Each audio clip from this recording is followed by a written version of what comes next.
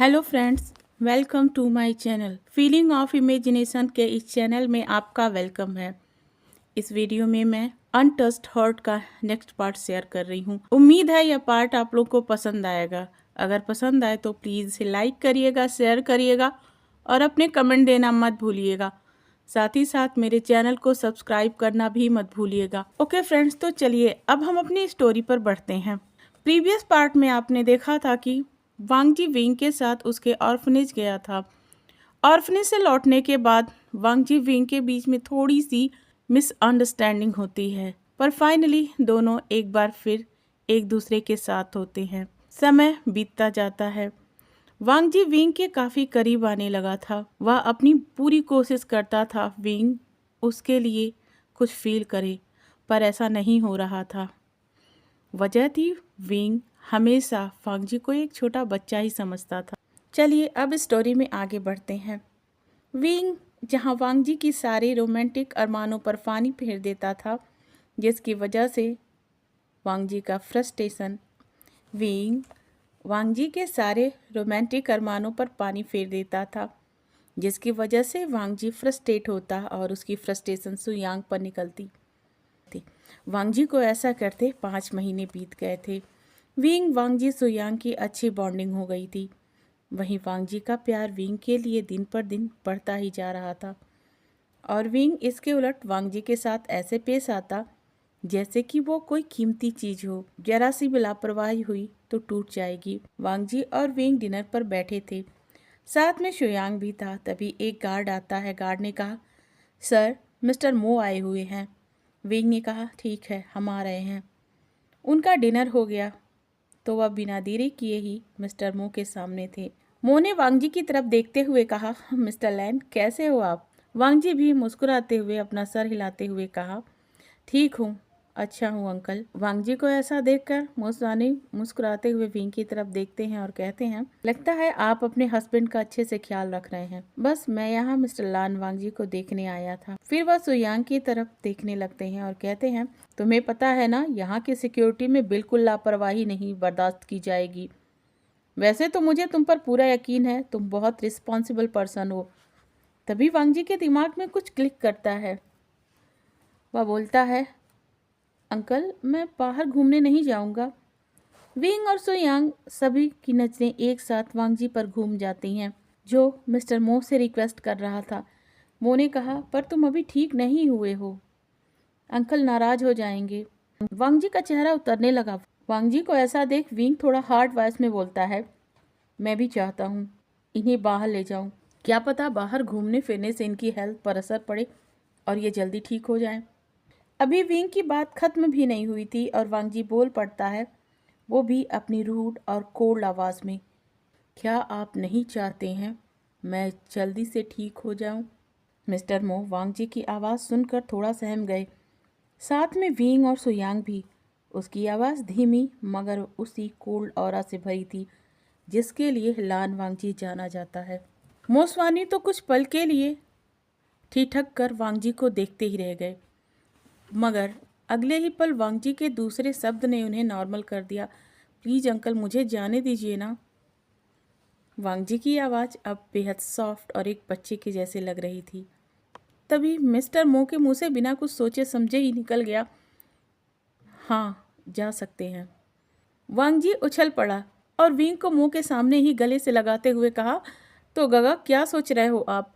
अब तो आपको मुझे घुमाने ले जाना ही पड़ेगा। विंग जो अपनी जगह पर जमा हुआ था, वांग जी की कोल्ड आवाज़ को सुनने के बाद से वह अचानक से वांग जी के इस बिहेवियर से होश में आया और वांग जी को खुद से दूर करने लगा। पर वांग जी कहाँ मानने वाला था। वह विंग को और कसकर गले लगा लेता है और कहता है, प्लीज़ गगा प्लीज़ कहिए ना कि आप मुझे ले चलेंगे ना प्लीज़। विंग समझ गया कि वांग जी बगैर हाँ सुने उससे दूर तो होने वाला नहीं। उसने भी कह दिया, ले चलेंगे। वांग जी ने अब जाकर कहीं विंग को अपने से दूर किया था। मो वांग जी की इन हरकतों को नोटिस कर रहे थे। उन्होंने अपनी धीमी आवाज़ में कहा, मगर एक शर्त है। अब इस बात पे सभी लोग एक बार फिर से मिस्टर मो की तरफ देखने लगे। मो ने आगे कहा, मैं नहीं चाहता कि मिस्टर लैन दुनिया की नज़र में आए। आपको इनको ऐसे ले जाना होगा जिससे कि इनका चेहरा कवर रहे। सो यांग समझ गया। उसने कहा, ओके सर, मैं इन्हें मास्क वेयर करा कर ले जाऊंगा। मिस्टर मो ने हाँ में सर हिला दिया। इसके बाद उन्होंने कहा, अब मैं चलता हूँ, रात काफ़ी हो गई है, आप सबको आराम करना चाहिए। फिर वह मेंशन के बाहर जाने के लिए मुड़ जाते हैं, पर उस वक्त उनके कदमों की चाल कुछ अलग ही थी, जिसे सुयांग अच्छे से समझ गया था और अपने मन में कहा, ओह फांग जी, ओह फांग जी, सच में तुमसे बड़ा कनिंग पर्सन तो मैंने देखा ही नहीं। मिस्टर मो को धमकी दे दी बिना कुछ कहे, और वो डर भी गए। चलो देखते हैं उनका डर हमारे लिए कितना बेनिफिशियल होता है। तभी सुयांग के कानों में विंग की हार्श वॉइस गूंज उठती है, मिस्टर बॉडीगार्ड, क्या खड़े खड़े सोने का इरादा है? नहीं नहीं सर, ऐसी बात नहीं है, कहता हुआ सुयांग हड़बड़ाकर उठ जाता है और अपने रूम की तरफ मुड़ जाता है। विंग वांगजी को लेकर रूम में आता है, मगर उसके मन में हलचल मची हुई थी। क्या आप नहीं चाहते हैं मैं ठीक हो जाऊं?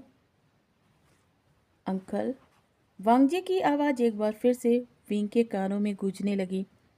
उसने अपनी आंखें झट से खोल लीं और उसके हाथ वांगजी पर टाइट हो गए, जो अभी अभी उसके चेस्ट पर सर रख कर लेटा था। उसने वांगजी को और भी टाइट हक कर लिया। वांगजी जो उसकी चेस्ट पर आराम से सोया हुआ था, उसकी स्लीपिंग साउंड भी विंग को सुनाई दे रही थी। विंग ने अपने मन में कहा, वांगजी तो कितना ज्यादा सीरियस था।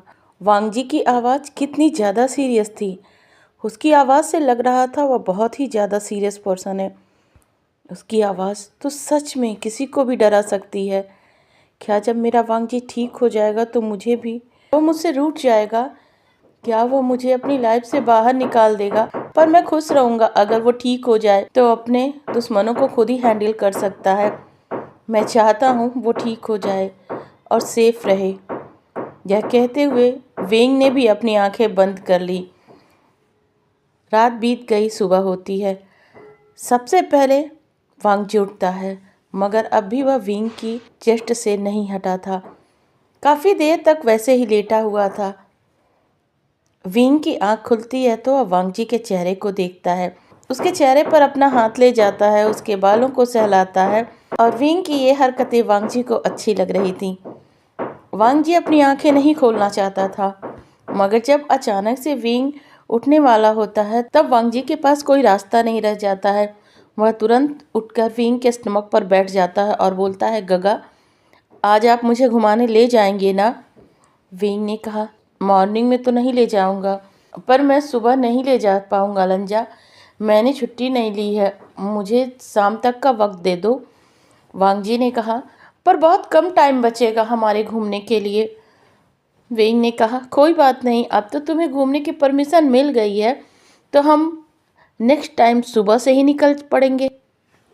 वांगजी ने कहा, ओके, मैं अब आपको ज़्यादा डिस्टर्ब नहीं करूंगा, लेकिन आपको अपना प्रॉमिस याद रहेगा ना? आपको मुझे शाम को ले चलना ही होगा। विंग ने अपना सर हाँ में हिला दिया और कहा, ठीक है, मुझे अपना प्रॉमिस याद रहेगा। जब मैं जॉब से आ जाऊंगा तब ले चलूंगा। वांगजी खुशी खुशी हाँ बोल देता है। विंग कहता है, ठीक है, मैं पहले जॉब पर जाऊँ, फिर वहां से जल्दी से आकर तुम्हें ले चलता हूँ। वांगजी ने कहा, ठीक है। फिर दोनों फ्रेश होते हैं और विंग अपने वर्क के लिए निकल जाता है। विंग के जाने के बाद सुयांग वांगजी के कमरे में आता है। आज गार्ड्स चेंज कर दिए गए थे। उसमें कुछ गार्ड्स ऐसे भी थे जो सुयांग के ऑर्डर को फॉलो नहीं करते थे, पर सुयांग तो काफी स्मार्ट था। उसने अपना दिमाग लगाकर सभी गार्ड्स को ऐसी जगह अपॉइंट करता था जहां से कोई भी ना तो सुयांग की हरकत पर नजर रख सके और ना ही वांगजी पर। वह अपनी चालाकी से मिस्टर मो के गार्ड्स को वांगजी की पहुंच से दूर रखता था। सुयांग कमरे में आता है। मेंशन के हर जगह कैमरे लगे हुए थे, मगर वांगजी के रूम में नहीं था, कारण वांगजी को प्राइवेसी दी गई हुई थी। यही वजह थी कि वांगजी और सुयांग की बात करने की सबसे सेफ जगह वांगजी का रूम ही था। स्वयं सुयांग वांगजी का बॉडीगार्ड था, इसलिए उसका वांगजी के रूम में आना जाना लगा रहता था। सुयांग और वांगजी आमने सामने बैठे थे। सुयांग ने कहा, वांगजी, क्या तुम सच कह रहे हो? वांगजी ने कहा, हाँ, मैं सच कह रहा हूँ। ये बॉडीगार्ड चेंज होने की वजह से मैं गगा से नहीं मिल पा रहा था। मैं रात में भी नहीं जा सकता था। वह तो शुक्र है तुम मेरे सिक्योरिटी इंचार्ज बन गए हो। अगर कोई और होता तो शायद मैं अपने रूम में बातें भी नहीं कर पाता। सो यांग ने कहा, वांग जी, क्या तुम्हें यकीन है विंग तुम्हें वहाँ लेकर जाएंगे? वांग जी ने कहा, मुझे पूरा यकीन है उन पर। उन्हें मॉर्निंग में काम था, इसलिए उन्हें सुबह काम था, इसीलिए वह मुझे सुबह नहीं ले गए। उन्होंने कहा है वह शाम को जल्दी आ जाएंगे और मुझे ले जाएंगे। सो यांग ने कहा, तब ठीक है, मैं सारी सिक्योरिटी का इंतजाम करता हूँ। वांग जी ने कहा, पर उन्हें नहीं पता लगना चाहिए मैं उनके साथ घूमने क्यों जा रहा हूँ। सो यांग ने कहा, बिल्कुल नहीं पता चलेगा, बस आपको एक काम करना है, उन्हें किसी तरीके से मॉल लेकर आना है। वांग जी ने कहा, मैं पूरी कोशिश करूंगा। सो यांग ने कहा, तुम्हारी कोशिश पर ही हमारी प्लानिंग डिपेंड होगी वांग जी। अब मैं जाता हूँ, मुझे कुछ तैयारी भी तो करनी होगी। पर तुम क्या कहोगे, तुम क्यों जा रहे हो? सो यांग ने कहा, अरे मैं बाहर नहीं जा रहा हूँ, मैं कॉल पर साउथ सिंचन से कुछ बातें करने जा रहा हूँ। यह कहकर अपनी आई रोल करता हुआ सो यांग उस कमरे से निकल जाता है। इधर शाम हो गई। विंग आता है। उसने देखा कि वांग जी पहले से ही तैयार बैठा है, वह अपने कमरे के चक्कर लगा रहा है। विंग ने कहा, तुमने आराम नहीं किया, तुम कब से ऐसे चक्कर लगा रहे हो? वांग जी ने कहा, मैं तो कब से रेडी हूँ गगा, बस यही सोच रहा हूँ आप जल्दी से आ जाइए, मैं आपसे कहूँ कि आप मुझे बाहर ले चलिए। विंग ने कहा, ओके, मैं फ्रेश होकर आता हूँ, फिर चलता। वांग जी ने कहा, उसकी क्या ज़रूरत है, आप ऐसे ही अच्छे दिखने में लग रहे हो। अरे मैं थक गया हूँ, मुझे थोड़ा आराम करने दो। वांग जी ने कहा, आराम? प्लीज़ मत आराम करिए गगा, आके आराम कर लीजिएगा। विंग ने कहा, अच्छा बाबा, अच्छा, मैं कुछ नहीं करूँगा, मैं चलता हूँ। वांग जी ने कहा, मैं वेट कर रहा हूँ, जल्दी से आप रेडी होकर बाहर आइए। वांग जी वहाँ से चला जाता है। थोड़ी देर बाद विंग भी उसके पास चला जाता है। वांग जी ने कहा, गगा अब चलें? विंग ने वांग जी का हाथ पकड़ा और कहा, ठीक है, हम चलते हैं। थोड़ी ही देर में विंग और वांग जी एक कार के अंदर थे और सो यांग कार को ड्राइव कर रहा था।